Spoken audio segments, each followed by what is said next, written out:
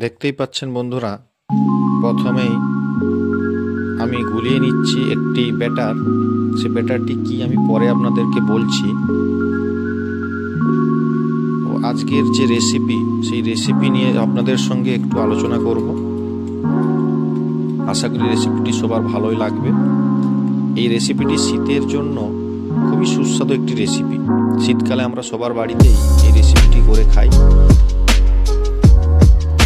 এই রেসিপিটি করার জন্য সবার প্রথমে পরিমাণ মতো কিছুটা চাল নিয়ে নিতে হবে এবং সেই চালটিকে ভিজিয়ে রাখতে হবে 2 থেকে 3 ঘন্টা। তারপরে ভেজানোর পরে ছোট্ট একটি মিক্সার গ্রাইন্ডে করে যখন চালটিকে দিয়ে আমরা মিক্সিতে ঘুরিয়ে নেব, তখন এই ব্যাটারটি তৈরি হয়ে যাবে। সেই ব্যাটারটি তৈরি হয়ে যাওয়ার পরে কড়াইটিকে গরম করে সামান্য পরিমাণ তাতে তেল বুলিয়ে নিতে হবে।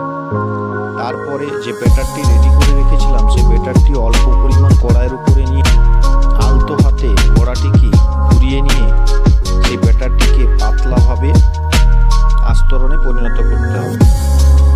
তারপর সেই ব্যাটারটি দেখবেন একদম পাতলা হয়ে গেছে। বাই দ্য ওয়ে, আপনারা দেখছেন পূজা ফুড মেকার চ্যানেল।